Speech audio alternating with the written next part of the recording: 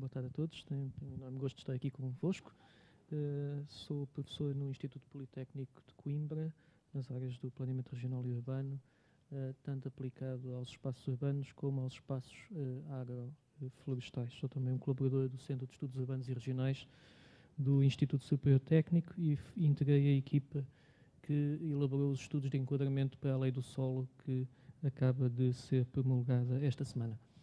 Eu, de facto, escutei com muita atenção estas intervenções e não puderam deixar de me ver à cabeça toda uma série de ideias, algumas das quais, muito porventura, vão ao encontro da intervenção que hoje de manhã deverá ter feito o professor Ivo Cabane, mas que infelizmente não estive cá para assistir, portanto não sei até que ponto é que não me irei repetir. Mas, de todas as formas, aquilo que mais me chamou a atenção foi a questão que mais me preocupa, que é a questão de política de solos e regulação do mercado imobiliário na sua articulação com os mercados financeiros.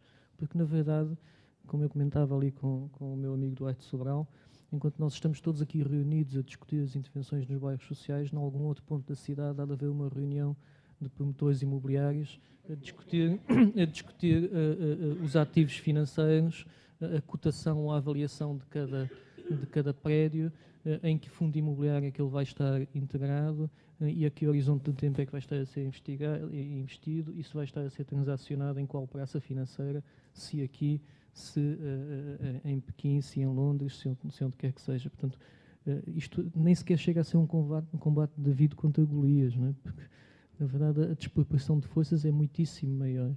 Até porque, à medida que uma pessoa começa a debruçar-se sobre a questão propriamente política, e aí já estaria para todo um encontro de financiamento de partidos, financiamento de escritórios de advogados que fazem os parceiros para a legislação e, enfim, toda a influência que a banca tem na política monetária, então nós aí entramos noutro campo completamente distinto e dos quais nós nem sequer Davides somos. Nós somos umas amebas, quase, neste jogo de proporções. Isto é tanto mais preocupante quanto nós estamos, neste momento, a ser cilindrados. Nós, agentes ligados ao planeamento regional e urbano, e nós, cidadãos que vivem dos salários e não de rendimentos sobre o capital.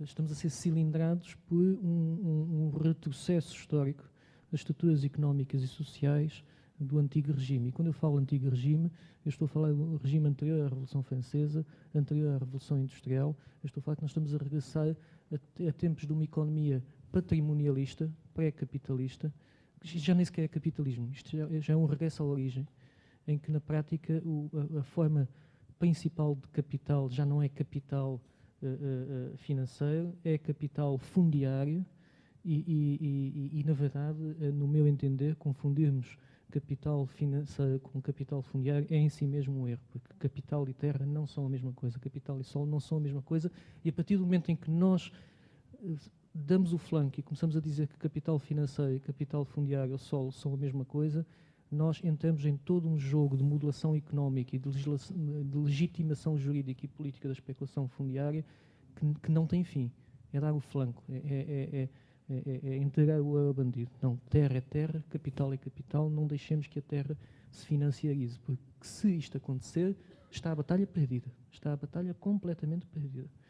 E, na verdade, a financiarização do capital, do ponto de vista ideológico, ou melhor, do ponto de vista científico, começou com Leon de Walras e com Alfred Marshall, quando no século XIX fizeram equivaler terra a capital. Foi Leon de Walras, o grande economista de meados do século XIX e o primeiro dos marginalistas, o último dos clássicos e o primeiro dos neoclássicos, fez aquilo que pode ser uma coisa absurda. Ele construiu um modelo matemático para provar que os mercados se conseguem equilibrar a si mesmos, que os mercados tendem para uma harmonia, para um ponto de equilíbrio estável e benéfico para todos. Reconheceram aqui o mantra neoliberal que deixam os mercados atuar, que eles equilibram-se a si mesmos de uma forma benéfica para todos, não é?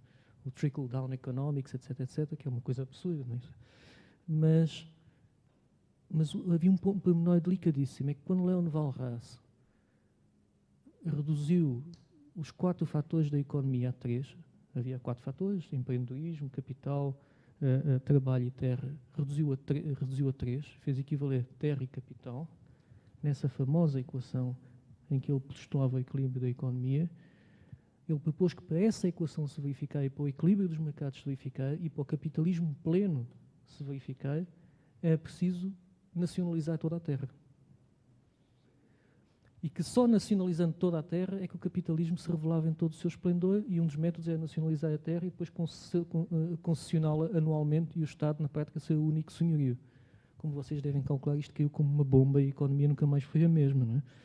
De Alfred Marshall em diante, a terra é equivale a um quase capital e as rendas a um quase juro, e a partir daí toda a modulação económica passa. No plano económico passa-se a tratar a terra como capital mais, e no plano político e ideológico e moral passa-se a tratar a especulação fundiária como benéfica, como se fosse a especulação bolsista. E isto porquê? Porque, reparem, a especulação bolsista é aquilo que nós podemos chamar uma atividade económica indiretamente produtiva. O indivíduo que corre o risco de investir numa startup, numa empresa, pode ficar sem o capital, mas se essa startup efetivamente começar a produzir qualquer coisa, todos ganhamos. O indivíduo efetivamente põe a cabeça no cepo e pode ficar sem o capital e pode-se produzir uma inovação. O indivíduo que especula com o solo não acrescenta rigorosamente nada à economia. Ele está a ter uma atividade económica diretamente improdutiva. Diretamente improdutiva. Não acrescenta nada. Há um famoso texto do Winston Churchill, datado de 1911, A Terra e o Povo, que fazia parte do programa político do Winston Churchill, onde ele explica isto com uma eloquência que eu nunca conseguirei igualar. O ganho do especulador fundiário é diretamente proporcional ao prejuízo que causa à sociedade. Porque ele, quanto mais protelar no tempo os usos, quanto mais protelar no tempo, mais consegue fazer valorizar os seus imóveis e, portanto, mais sofre a sociedade. Mas reparem, a partir do momento em que a economia passou de clássica e a neoclássica, fez equivaler a terra a capital, fez também equivaler a especulação financeira, a especulação imobiliária, e com isso legitimou-a. E aqui está o busílis, o crux da questão. A legitimização da especulação fundiária como algo virtuoso. Coisa que nós não nos libertamos. Isto foi particularmente grave quando se começou a gestionar esta grande crise que começou em 2007, que na verdade começou a gestionar-se quando? Depois das grandes crises petrolíferas dos anos 70, quando se gerou uma hiperinflação. A hiperinflação que se gerou nos anos 70 trouxe também aquelas inflações que aqui em Portugal chegavam a andar perto dos 30%, não é? Em 1985, Portugal estava com inflações da ordem dos 25% e taxas de juros ligeiramente acima disso. Nos anos 80, nós conseguimos estabilizar a taxa de inflação e conseguimos estar durante 3 décadas a baixar a inflação e as taxas de juros. Qual é o problema nisto? O problema é que, a partir do momento em que o imobiliário se tinha financiarizado, uma descida da inflação e uma das descidas das taxas de juros produz um aumento do preço do imobiliário. O valor do imóvel é a renda anual líquida a dividir pela taxa de juros. Portanto, quem souber matemática percebe logo que quando a taxa de juros tende para zero, o valor do imóvel tende para infinito. E taxas de juros a tender para zero foi o que esteve a acontecer desde o início dos anos 80 até 2007, e em 2007 pararam um bocadinho, subiram, arrebentou a bolha imobiliária, começou a crise e agora estão a tentar baixar para os 0%.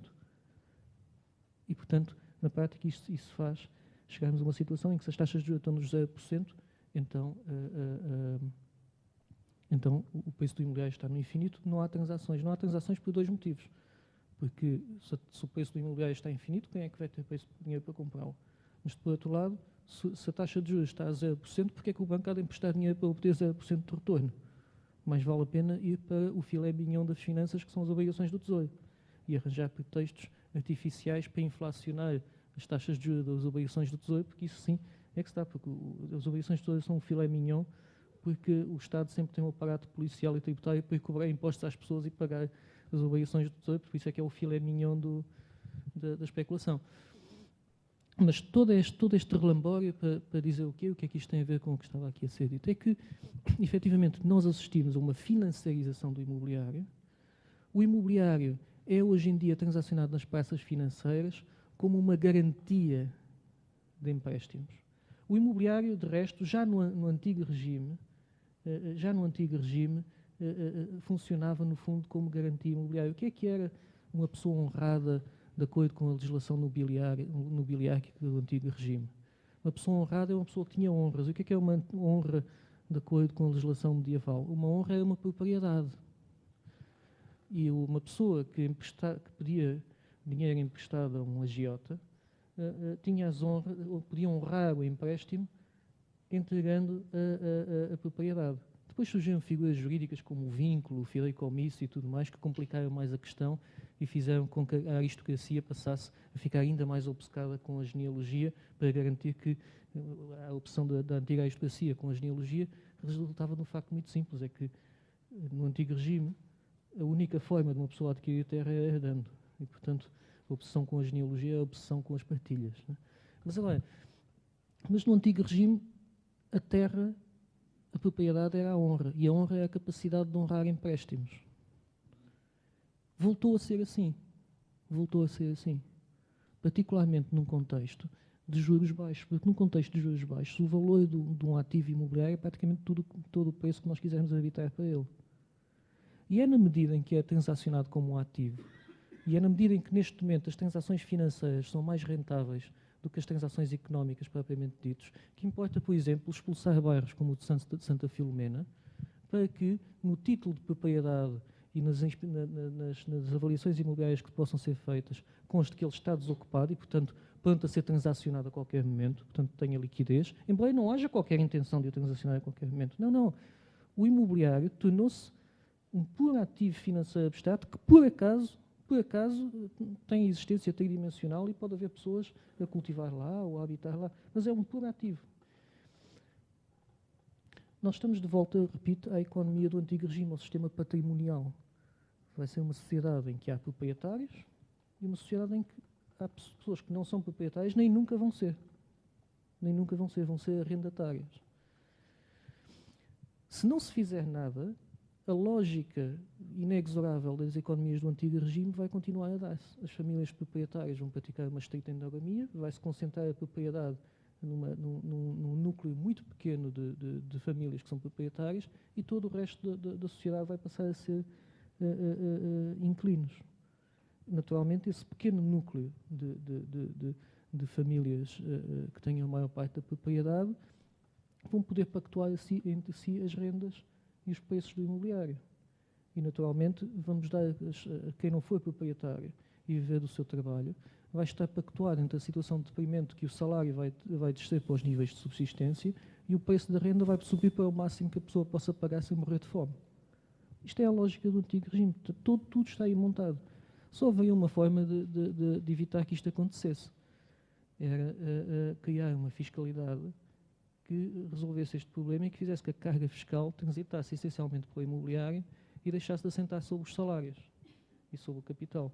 Mas isso não vai acontecer.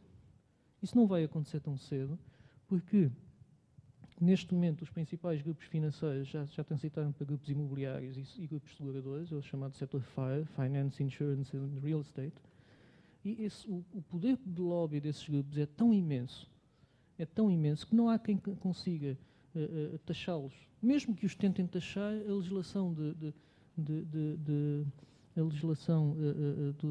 que protege os refúgios fiscais vai sempre garantir que eles vão para o Liechtenstein ou para a Mónaco ou o que quer que seja, não é?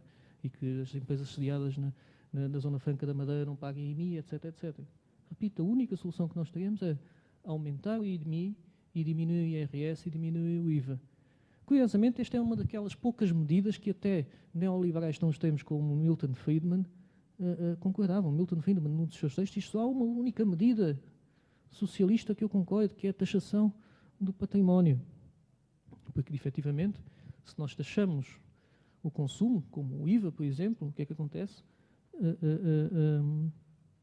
Diminui o consumo. Se nós taxamos o IRS e o IRC, sem outros, deprimimos a economia. Se aumentamos o IMI, há um efeito paradoxal, o preço do imobiliário desce. Porquê? Porque os imóveis vazios e devolutos entram todos no mercado. O que é que isso iria significar em Portugal? Significaria em Portugal que nós temos o segundo maior parque de imóveis novos vazios da Europa depois de Espanha. Se o IMI começasse a ser verdadeiramente a sério, nem sequer tínhamos de estar a reabilitar auges. Todos esses apartamentos vazios que por aí estão seriam postos no mercado. Agora, vamos ver se vamos ter capacidade política para o fazer. Só isto, enfim, isto dava para continuarmos a conversar durante meses, mas ficamos aqui. Muito obrigado pela vossa atenção.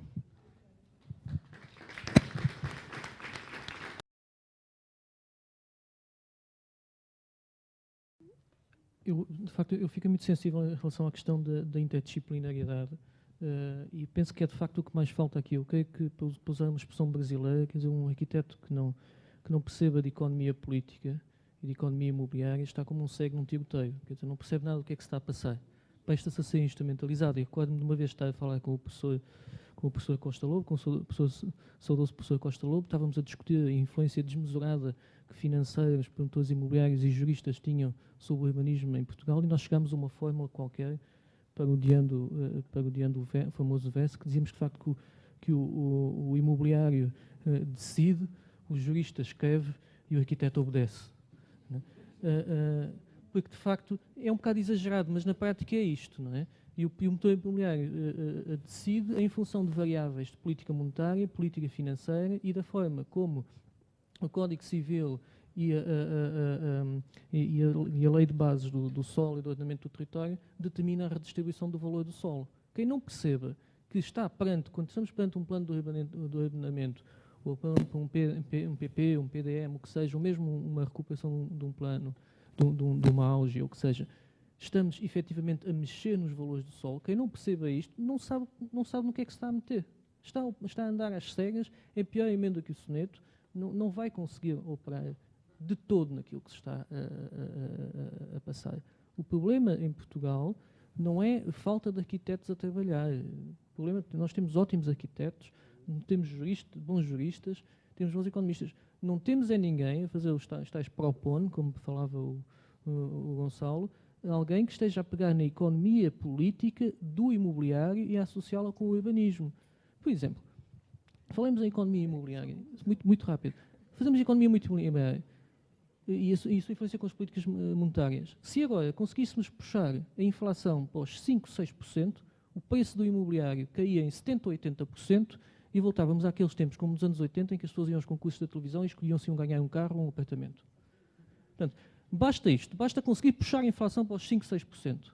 Se conseguirmos subir o IMI para 2% do valor patrimonial dos imóveis e pôr o solo periurbano, aquele que está registado nos ativos financeiros como valendo 8 milhões de euros por hectare, se pagar 2% ao ano desse valor que está declarado, resolve-se o problema da falta de terrenos para essas auges. Finalmente, se o IMI aumentar para esses imóveis, tantos imóveis são postos à venda que provavelmente sai mais barato estar a realojar as populações desses bairros degradados no 1 milhão de imóveis vazios que há em Portugal do que estar a recuperar as barracas e edifícios clandestinos. Porque, reparem, Portugal tem 10 milhões de habitantes, 5 milhões e meio de edifícios, desses 1 milhão estão vazios, metade deles à venda, metade sem qualquer uso, e ainda há meio milhão que só sazonalmente está ocupado. Se esse 1 milhão de imóveis vazios ou à venda for postos à venda, com agregados familiares de 2,6 milhões de habitantes, significa 2,6 pessoas, significava que nós temos habitação vazia para 2,6 milhões de habitantes. Se considerarmos que algumas das projeções demográficas indicam que em Portugal, no ano 2030, já teremos o declínio demográfico vai ser de tal ordem que temos 7 milhões e meio de habitantes, isso significa que daqui a 15 anos temos mais 1 milhão de casas vazias. Vamos ser um país com 5 milhões e meio de casas, das quais 2 milhões e meio estão vazias. Portanto, há aqui problemas da economia política e acho que os arquitetos devem estudar economia política e direito à séria. Caso contrário, prestam-se, digo isto com o maior carinho do mundo, prestam-se a ser os idiotas úteis, prestam-se a ser instrumentalizados por alguém muito mais forte. Muito obrigado. Só dizer uma coisa,